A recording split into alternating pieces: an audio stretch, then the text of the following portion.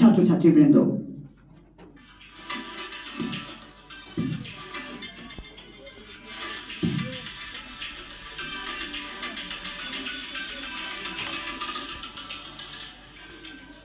নমস্কার। আমরা টেলিভিশনের পক্ষ থেকে আজকে আপনাদের কাছে একটি নাটক করে দেখাবো। নাটকের বিষয় হচ্ছে পুষ্টি।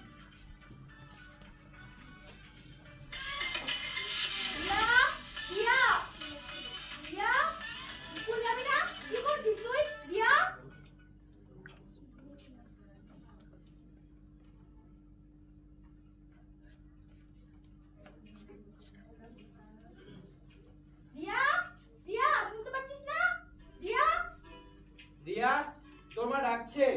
রিয়া, আসছে। কি হয়েছে? তোমরা এত সকাল সকাল আবার চিৎকার চেঁচামেচি শুরু করে দিয়েছো? দুধটা খেয়ে নে। দিদা, আমি দুধ খাবো না। তুমি কেন আজকে আমার দুধ দিয়েছো? আমার দুধ খেতে ভালো লাগে না, তুমি জানো না? তুই আবার সকাল সকাল এগুলো খাওয়া শুরু করে দিয়েছিস? হ্যাঁ, আমার চিপস কুরকুরে ভালো লাগে তো আমি খাবো না। না, এগুলো খাবি না, এগুলো খাওয়া ভালো না। চল ভাত খেয়ে নিবি, চল স্কুল যেতে হবে না। না, আমি খাবো না। তুমি আবার ওই একই রকম খাবার দিয়েছো। আমার ভালো লাগে না রোজ রোজ এই শাকসবজি ভাত খেতে। তুই এগুলো বাড়ির খাবার খাবি না তো কি খাবি? ওই বাইরের খাবার খাবি? হ্যাঁ, আমার বাইরের খাবারই খেতে ভালো লাগে। এসব বাইরের খাবার খাবে আর দিনে দিনে মোটা হবি। আমি কোথায় মোটা? তুমি আমাকে রোজ দিন কেন মোটা মোটা বলো? আমার ভালো লাগে না। মোটা হচ্ছিস তো কি হচ্ছে? মোটা হয়ে যাবি। তোকে বলি সকালে ওঠ, হাঁটতে যা, ব্যায়াম কর, এগুলো কিছু করিস না তো তুই ভাই। আমার এগুলো করতে ভালো লাগে না, মা বলো না। আমাকে তুমি বাড়িতে পারলে কিছু করে দাও, আমি খাবো। নালে বাবা টাকা দাও তো, রেস্টুরেন্টে গিয়ে আমি কিছু না, খেয়ে আসবো। তোকে টাকা দেওয়া হবে না। কেন? ওমা দিতে বলো না। না, তোকে দেওয়া হবে না। ওমা, আমার পেটে ব্যথা করছে। দেখি তোকে মানা করেছি সকালে খেতে। তুই খাচ্ছিস বলে তখন পেটে ব্যথা হচ্ছে। আরে তোকে মানা করছি। এই সব বাদ দাও তো, তাড়াতাড়ি হসপিটালে নিয়ে চলো।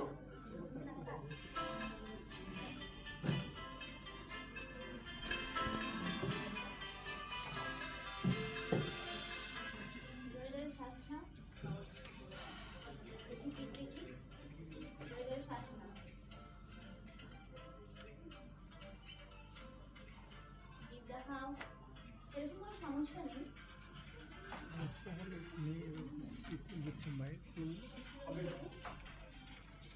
জোরে বলো। আসছে?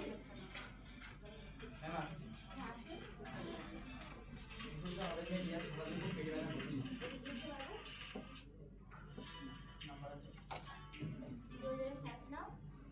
কোন ক্লাসে পড়ো? ক্লাস 10 এ পড়ো। জোরে জোরে শ্বাস নাও। কি নাম তোমার? আমার নাম রিয়া। পেটে কি সমস্যা হচ্ছে তোমার? আমার সকাল থেকে পেটে ব্যথা হচ্ছে। কোথায়? এখানে? এখানে? বুঝতে পারছি তোমার খাবারের সমস্যা আছে। রিয়া, তুমি বাইরে অয়েলি ফুড, জাঙ্ক ফুড খাও? হ্যাঁ, বাড়ির খাবার খেতে চাই না, সব বাইরের খাবার খাই সবসময়। কোনো কথা শোনে না। তাও খেতে চাই না। বাইরে খাবারই না রিয়া, এটা ভালো কথা না। তোমাকে বাড়ির হেলদি ফুড খেতে হবে। বাইরের অয়েলি ফুড, জাঙ্ক ফুড খাওয়া একদম ভালো না।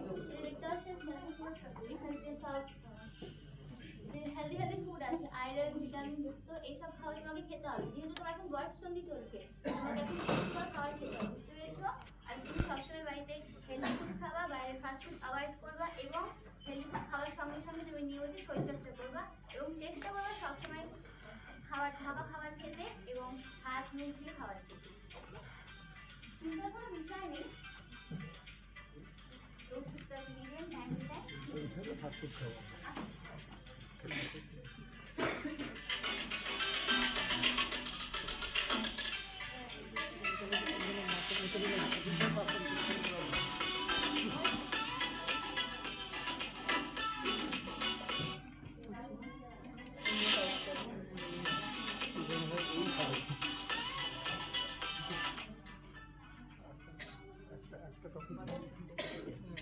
রিয়া, বল যোগা ক্লাস যাবি না? হ্যাঁ, যাবো তো। চল, ঠিক আছে, দাঁড়া।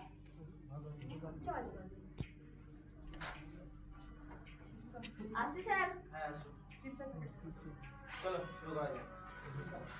1 2 3 4 1 2 3 4 1 2 3 4 1 2 3 4 ঠিক আছে, আজকে তোমাদের এখানে ক্লাস শেষ, আবার পরে আসবা।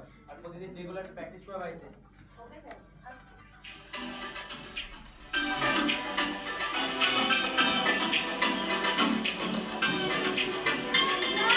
রিয়া, দুধটা খেয়ে নে রিয়া। গুড গার্ল, ভালো করে পড়াশোনা কর।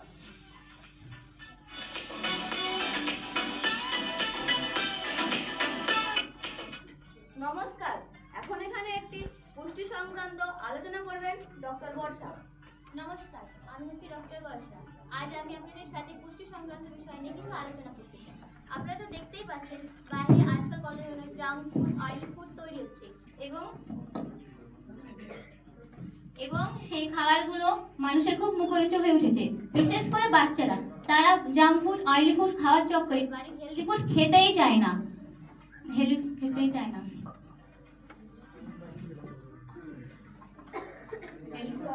আমার কাছে এসেছিল দুদিন আগে একটা পেশেন্ট এসেছিল। রিয়া, দিকে শোনো। এই হচ্ছে রিয়া। রিয়া, তোমার সমস্যাটা বলো। হ্যাঁ, সত্যি আমি আগে বাইরের খাবার, oily food, junk food, fast food বেশি খেতাম। সেই ক্ষেত্রে আমার শরীর খারাপ হয়েছিল, শারীরিক সমস্যা হয়েছিল। আমি ডক্টর বর্ষার কাছে যাই, সে আমাকে বলে যে তুমি বাইরের খাবার খাওয়া বন্ধ করো, তুমি বাড়ির খাবার খাও, কার্বোহাইড্রেট, প্রোটিনযুক্ত খাবার খাও, তাহলে তুমি ভালো থাকবে, সুস্থ থাকবে, তুমি শরীরে চর্চা করো। সেগুলো আমি করার পরে আমি এখন ভালো আছি, সুস্থ আছি। तो रिया, स्वस्थ खाना, अच्छा खाना, हम सबको है स्वस्थ रहना। नियम से खाना, पोषण वाला खाना करता है हमको खुश। हम